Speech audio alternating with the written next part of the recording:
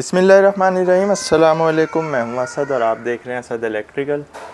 आज हम डिस्कस करेंगे कि हमारे जनरेटर की जो रेटिंग में डिफरेंस होता है। जैसा कि आपने देखा होगा कि जनरेटर्स के ऊपर लिखा हुआ होता है कि कुछ जनरेटर स्टैंड बाय रेटिंग के लिए होते हैं, कुछ प्राइम के लिए होते हैं, और बहुत ही रेयर केसेस में हमारे पास कंटिन्यूस पावर और इमरजेंसी स्टैंड बाय मोड भी होता है। तो ये जो चारों तरह की रेटिंग है जनरेटर की, कंटिन्यूस, प्राइम, स्टैंड बाय और इमरजेंसी स्टैंड बाय, इनकी बेसिकली डेफिनेशन क्या है और इनमें किस चीज़ का ऐसा डिफरेंस है जिससे जनरेटर की रेटिंग पे फ़र्क आ रहा है, तो हम इनको वन बाय वन डिस्कस कर लेते हैं। तो सबसे पहले अगर बात की जाए कि प्राइम और कंटिन्यूस जो रेटिंग होती है हमारे जनरेटर्स की, उसमें क्या फ़र्क होता है। ये ऑलमोस्ट सिमिलर होती हैं। इसमें एक छोटा सा डिफरेंस होता है, वो ये होता है कि प्राइम जनरेटर जो है वो वेरिएबल लोड के लिए होता है, यानी कि 50 से 90% इस पर जो लोड होगा वो वेरी कर सकता है उसके दरमियान में। और कंटिन्यूस रेटिंग का मतलब ये होता है कि आपका जो लोड है वो कांस्टेंट है, लेकिन इनकी जो रनिंग की ड्यूरेशन है वो सेम है, यानी कि ये 24/7, यानी कि ये 24 घंटे हफ्ते में 7 दिन बिल्कुल कंटिन्यूस चलने के लिए होते हैं। तो प्राइम जनरेटर हो या कंटिन्यूस हो, ये हमारे पास काम करता है एज अ प्राइमरी सोर्स, यानी हमारे पास कोई और चीज़ नहीं है जिससे हमें इलेक्ट्रिसिटी जनरेट करनी है। तो एज अ प्राइमरी सोर्स जो है वो हम प्राइम जनरेटर या कंटिन्यूस टाइप का जनरेटर यूज़ करते हैं। इन केस ऑफ फेलियर, अगर हमारे प्राइम या कंटिन्यूस में कोई फेलियर आ जाए तो फिर हम स्टैंड बाय और इमरजेंसी स्टैंड बाय की तरफ जाते हैं, उस पर भी हम आ रहे हैं। तो प्राइमरी सोर्स के तौर पर जो जनरेटर हमारे पास काम करेगा, जिससे हमें 24 घंटे हफ्ते में 7 दिन या महीने में 30 दिन हम कह सकते हैं कंटिन्यू हमें पावर चाहिए, तो वहाँ पर हम जनरेटर की जो रेटिंग है वो प्राइम में या कंटिन्यूस में लेते हैं। तो प्राइम में हम किस वक्त लेंगे, जब हमारे पास जो लोड है वो वेरिएबल होगा। और अगर कंटिन्यूस वाली रेटिंग का जनरेटर हम लेंगे तो उसका मतलब ये होगा कि हमारे पास जो लोड है वो कांस्टेंट है। अलबत्ता चलने के एतबार से, रनिंग के एतबार से जो ड्यूरेशन है वो दोनों की तकरीबन सेम होती है, यानी कि ये कंटिन्यूस चलने के लिए डिज़ाइन किए जाते हैं। अच्छा, इसमें जो 50 to 90% और 70 to 80% है, ये एक एवरेज वैल्यू है। इसको 100% तक भी लेकर जाया जा सकता है, लेकिन एक लिमिटेड टाइम के लिए। तो वो लिमिटेड टाइम क्या होगा, वो इस तरह होगा कि अगर हम 12 घंटे के अंदर सिर्फ 1 घंटे के लिए अपने जनरेटर को 100% लोड चलाना चाहते हैं तो ये अलाउएबल होगा। अगर हम ये कहें कि नहीं, हमें ज़्यादा जो है घंटों के लिए 100% या इससे भी ज़्यादा लोड चलाना है, तो वो अलाउएबल नहीं होता। अलबत्ता कुछ टाइम के लिए 100% या 100 से थोड़ा सा ऊपर भी हो जाए और जनरेटर ओवरलोडिंग की तरफ भी चला जाए, वो भी अलाउ होता है, लेकिन उस सूरत में कि जब आप 12 घंटे में, यानी हर 12 घंटे में 1 घंटे चलाएँ, मिनिमम जो ड्यूरेशन है वो इस तरह होनी चाहिए। अब अगर हम बात करते हैं इमरजेंसी स्टैंड बाय और स्टैंड बाय के ऊपर, तो इन दोनों में भी तकरीबन थोड़ा सा ही फ़र्क होता है। वो ये होता है कि ईयरली हमें इनके आवर्स देखने होते हैं कि साल में हम कितने घंटे अपने जनरेटर को यूज़ करेंगे, उसके हिसाब से इसकी रेटिंग को देखा जाता है। तो 200 से 500 घंटे के दरमियान में अगर हम चला रहे हैं एनुअली, यानी कि सालाना, तो ये स्टैंड बाय मोड पर हमारे लिए होना चाहिए जनरेटर।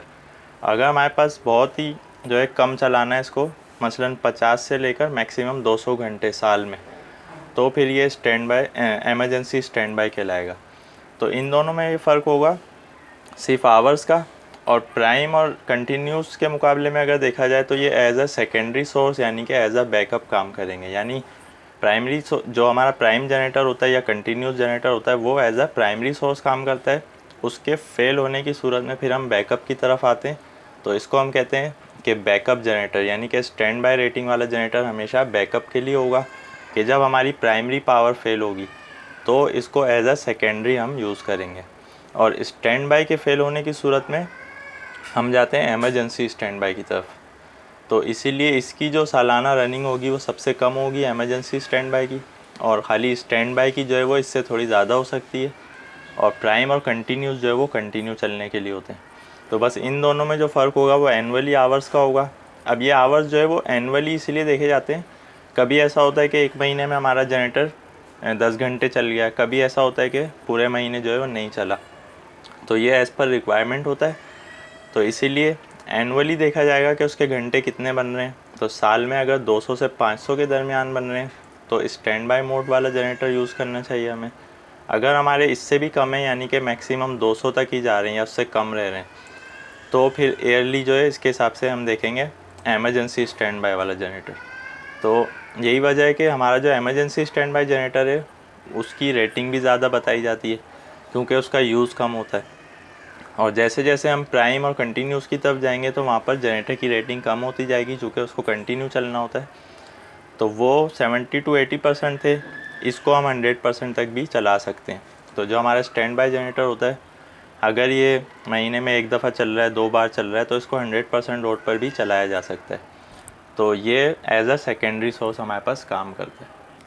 तो अगर हम रेटिंग के एतबार से देखेंगे, मसलन हमारा जो जनरेटर है वो 1000 kV का है, तो अगर वो प्राइम रेटिंग के लिए होगा तो उसको 900 तक रिकमेंड किया जाएगा कि चलाया जाए। अगर वो कंटिन्यूस मोड का है तो फिर वो 800 यानी उसकी मज़ीद रेटिंग जो है वो कम कर दी जाती है। अगर ये जनरेटर हमारा स्टैंड बाय या एमरजेंसी स्टैंड बाय के लिए तो इसको हम 100% तक चला सकते हैं, क्योंकि इसको चलना ही कम है तो इस पर 100% लोड डाला जा सकता है। लेकिन जिसको कंटिन्यू चलना है नॉन स्टॉप, तो उसको 800 या 900 तक डालेंगे। अच्छा, यहाँ कंटिन्यू चलने से मुराद ये होता है कि वो सर्विस के टाइम तक चलेगा कंटिन्यू, यानी ऐसा नहीं है कि उसकी अगर 500 आवर्स पे सर्विस आनी है तो हम उसको जो है वो कंटिन्यू चलाए जा रहे हैं बग़ैर सर्विस के, तो ऐसा नहीं होता। कंटिन्यूस का मतलब ये होता है कि सिर्फ वो रुकेगा उसकी सर्विस या मेंटेनेंस के लिए, और उसके बाद उसको दोबारा लोड पर ले लिया जाएगा। और स्टैंड बाय या इमरजेंसी स्टैंड बाय का मतलब ये है सिर्फ इन केस ऑफ फेलियर, जब हमारी प्राइमरी सोर्स फेल होगी तो ये यूज़ किया जाएगा। तो स्टैंड बाय हमेशा बैकअप के लिए होता है, और फिर एमरजेंसी स्टैंड बाय जो है वो स्टैंड बाय का भी बैकअप होता है। यानी जब स्टैंड बाय भी फेल हो जाए तो हमारे पास एक और ऑप्शन होना चाहिए जिसको हम एमरजेंसी की कंडीशन में चला सकें। तो इस तरह हमारे जनरेटर्स की रेटिंग को डिफ़ाइन किया जाता है। तो आज की वीडियो के हवाले से कोई भी आपका क्वेश्चन है आप कमेंट में पूछ सकते हैं। इंशाल्लाह नेक्स्ट वीडियो में नए टॉपिक के साथ आएंगे। जब तक के लिए इजाज़त दीजिए। अल्लाह हाफ़िज़।